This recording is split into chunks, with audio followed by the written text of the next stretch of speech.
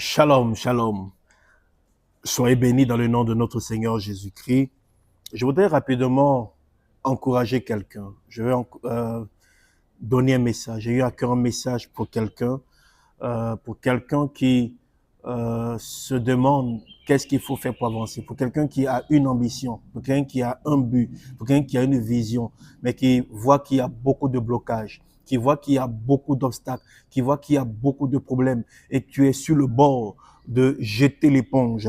Je voudrais rapidement partager avec toi la pensée de Dieu dans le livre de Marc chapitre 10, versets 46 à 53. Il est dit, il arrivait à Jéricho et lorsque Jésus est en sorti avec ses disciples et une assez grande foule, le fils de Timée, Bar-Timée, mendiant aveugle, était assis au bord du chemin. Il entendit que c'était Jésus de Nazareth et il se mit à crier, « Fils de David, Jésus, aie pitié de moi. » Plusieurs le reprenaient pour le faire taire, mais il criait beaucoup plus fort, « Fils de David, aie pitié de moi. » Jésus s'arrêta et dit, « Appelez-le-moi. » Ils appelèrent l'aveugle en lui disant, « Prends courage, lève-toi et il t'appelle. » L'aveugle jeta son manteau et se levant d'un bond vers Jésus. Jésus prenant la parole lui dit, « Que veux-tu que je fasse pour toi, Rabouni ?» Lui répondit l'aveugle, Rabouni ou Rabbi signifie maître. Lui répondit l'aveugle, « Que je recouvre la vue. » Et Jésus lui dit, « Va, ta foi t'a sauvé. » Aussitôt, il recouvra la vue et suivit Jésus dans le chemin. Je veux parler du chemin de notre destinée. Je veux parler du chemin de notre victoire. Je veux parler du chemin de ce à quoi Dieu veut que nous puissions atteindre, aboutir. En réalité, sur le chemin de notre destinée, il peut y avoir toutes sortes de problèmes. Bartimée était un aveugle. Et nous savons tous que quand on parle d'aveugle, on parle de quelqu'un qui est dans les ténèbres. On parle de quelqu'un qui ne voit pas, quelqu'un qui ne peut pas voir son chemin, quelqu'un qui est plongé dans les ténèbres. Comme beaucoup de personnes aujourd'hui qui sont plongées dans les ténèbres, qui ne savent pas où aller, qui ne savent pas où déposer, où poser les pieds, qui ne savent pas comment avancer, comment se comporter, quoi faire. Or, ils deviennent des personnes dépendantes des autres parce que Bartimée avait comme travail de mendier. C'était un mendiant. Il dépendait des autres. Il avait besoin. C'était un homme qui avait besoin d'être autonome. Un homme qui avait besoin de s'épanouir. Mais malheureusement, il avait en lui un handicap. Ton handicap peut être ta non-motivation. Ton handicap peut être le péché. Ton handicap peut être quelque chose qui t'empêche d'avancer. Un problème, une situation. Ton handicap peut être ton passé. Oui, ton passé. Parce que beaucoup de personnes, nous sommes retenus par notre passé, par nos frustrations, par nos blessures, par les choses que nous avons vécues. Et ces frustrations, ces blessures font que nous tournons en rond au lieu d'avancer. Peu sont des personnes résilientes, mais la plupart sont des personnes qui sont embourbées dans la boue de notre passé, embourbées dans la boue de nos blessures. Et Bartimée avait un handicap. Bartimée était bloqué. Il est dit qu'un jour, Bartimée entend quelqu'un qui passe là. Et cette personne n'était personne d'autre que la personne de Jésus-Christ. La personne de Jésus-Christ. Et Bartimée savait que s'il rencontrait cette personne, son histoire allait changer. Il savait que s'il rencontrait cette personne de Jésus-Christ, quelque chose allait se passer dans sa vie. Il savait qu'il ne serait plus la même personne. Et la Bible nous dit qu'il commença à crier fort, « Jésus, fils de David, aie pitié de moi. » Peut-être que tu cries à Dieu. Quand tu es dans le secret, tu cries à Dieu. « Seigneur, regarde ma situation. Seigneur, regarde mes problèmes. Seigneur, ça ne va pas. Seigneur, ça ne marche pas. Seigneur, qu'est-ce que je peux faire? Seigneur, je n'en peux plus. Seigneur, je ne peux plus avancer. » Sûrement, tu pleures dans le secret devant Dieu. Tu pleures toutes les larmes de ton corps, mais tu regardes à gauche, tu regardes à droite, tu regardes devant, tu regardes derrière. Il n'y a personne pour t'aider. Tu es embourbé, tu es engouffré complètement dans une sorte de ténèbres et tu ne sais plus où aller et tu es en train de crier à Dieu. Et pendant que Bartimée est en train de crier à Dieu, il y a des gens qui essaient de le faire taire. Oui, sûrement sur le chemin de ta destinée, il y a des personnes qui sont là comme obstacle pour te décourager. Oh, pourquoi tu vas chercher Dieu? Oh, pourquoi tu vas prier? Oh, pourquoi tu vas dire ceci? Oh, pourquoi tu vas demander de l'aide? Oh, pourquoi est-ce que reste dans ton coin?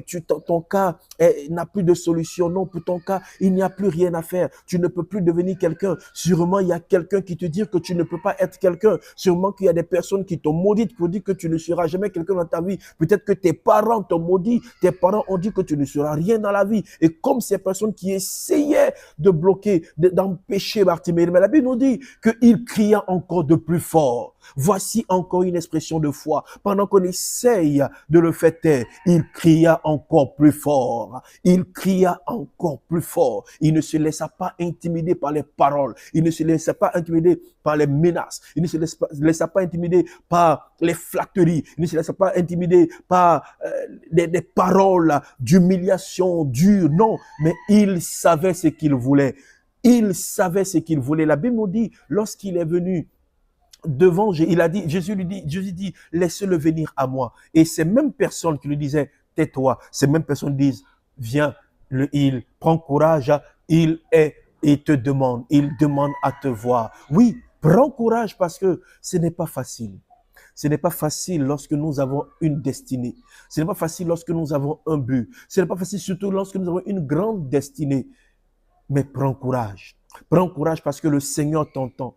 Prends courage parce que le Seigneur entend ta voix. Tu peux penser qu'il ne t'entend pas, mais le Seigneur entend ta voix. Il entend tes cris, il entend tes pleurs, il voit tes larmes et il te dit, viens à moi, approche-toi de moi, approche-toi encore de moi, viens encore plus près. Et la Bible nous dit que lorsque Bartimée est venu plus près de Jésus, Jésus lui dit, demande, qu'est-ce que tu veux que je fasse pour toi?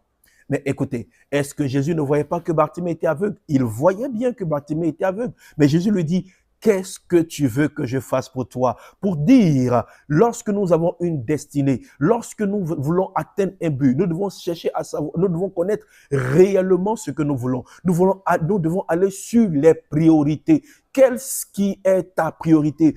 Qu'est-ce qui est la chose qui est plus importante à tes yeux? Mais écoutez, nous avons beaucoup d'aveugles. Un jour, il y a un monsieur qui voit un aveugle qui a voulu aussi parler comme Jésus,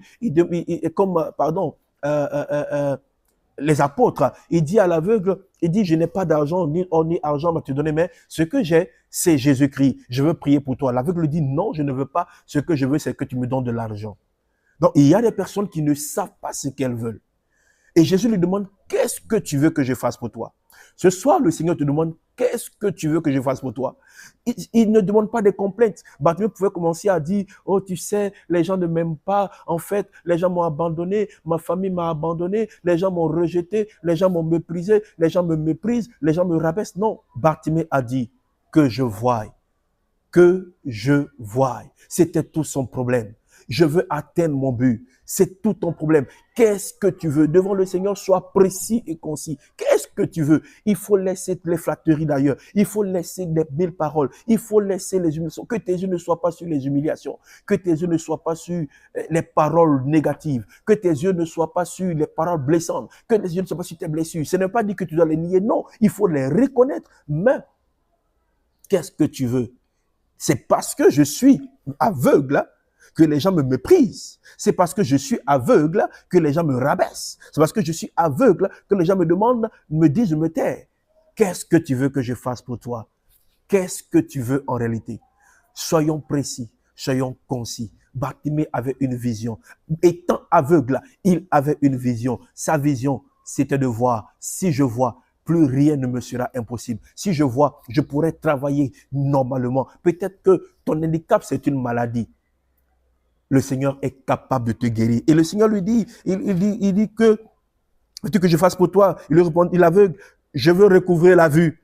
Et je lui dis, va, ta foi t'a sauvé. Vous savez, le mot sauver, en grec, soser, signifie sauver d'un danger, sauver de quelque chose, mais signifie aussi guérir. C'est pourquoi, à certains moments, Jésus dit, ta foi t'a guéri. À d'autres moments, il dit, ta foi t'a sauvé. Pourquoi? Parce qu'en réalité, Christ, l'œuvre de salut de Jésus, prend notre être tout entier, le corps, l'âme et l'esprit. Le Seigneur veut te sauver de toute situation quelconque dans laquelle tu te trouves maintenant. Ne baisse pas les bras. Le même Jésus qui passait là à Jéricho, ce même Jésus est là encore. Là où tu es en train de m'entendre, là dans ta maison, là dans ta voiture, là dans le taxi où tu te trouves, là dans le milieu, le rayon dans lequel tu te trouves, le même Jésus est là et il te demande, que veux-tu que je fasse pour toi? Ne laisse jamais ton passé te ralentir. Ne regarde jamais derrière. Regarde toujours devant. Aie une vision et mets ta vision devant le Seigneur. Vous savez, si Dieu voulait que nous ayons le regard vers le passé, il aurait mis nos yeux derrière. Mais il a mis les yeux devant parce qu'il faut toujours regarder devant. Il faut toujours avancer. Même si tu es tombé, comme Bartimée était tombé, relève-toi. Prends courage et avance. Il est plus facile de tomber que de se relever. Oui, c'est pourquoi, si tu es tombé, je ne sais pas ta situation, peut-être que tu es tombé, peut-être que tu as fait une chute morale, peut-être que tu es devenu faible spirituellement, peut-être que tu as baissé les bras. Mais relève-toi, prends courage. La Bible nous dit, il jeta son manteau. Vous savez, le manteau, c'est vrai que le manteau, dans d'autres domaines, est le symbole de la gloire, du rayonnement. Mais en réalité, le manteau, dans cet aspect, est aussi l'image du péché. L'image d'un poids que l'on porte. Quel est le poids que tu portes? Peut-être que le poids que tu portes, c'est une personne qui t'a offensé et que tu n'arrives pas à pardonner. Peut-être que le poids que tu portes, c'est une blessure que tu as depuis ton enfance.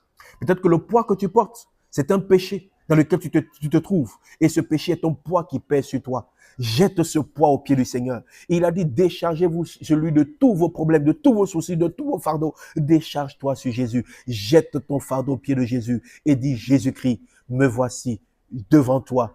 Viens à mon secours. Aide-moi par rapport à telle situation et il agira. Seigneur, je bénis ton nom pour mon frère, pour ma sœur qui m'écoute, qui m'entend en cette soirée. Seigneur, tu connais ce qui est l'aveuglement de cette personne. Tu connais ce qui est le manteau que cette personne porte et qui est un poids, qui est un fardeau, qui est une souillure. Peut-être c'est un manteau de honte, un manteau d'humiliation. Mais je prie ce soir qu'au nom de Jésus, le manteau soit ôté. Peut-être que ce manteau, c'est une maladie. Je prie, quelle que soit la maladie, qu'il recouvre la guérison. Que ce soit des maux de tête, que ce soit des maux de cœur, que ce soit le diabète, que ce soit le sida, que ce soit une infirmité, peu importe la maladie. Je prie maintenant que la maladie soit éradiquée de ton corps au nom de Jésus. Je maudis cette maladie et j'ordonne qu'elle dessèche à la racine dans le nom de Jésus et que tu sois totalement guéri. Ton Dieu te guérit et ton Dieu te libère au nom puissant de Jésus-Christ de Nazareth. Nous sommes à Symphonia Centre, non loin du port 1 et vous pouvez nous contacter au 621 17 91 30. Que Dieu vous bénisse.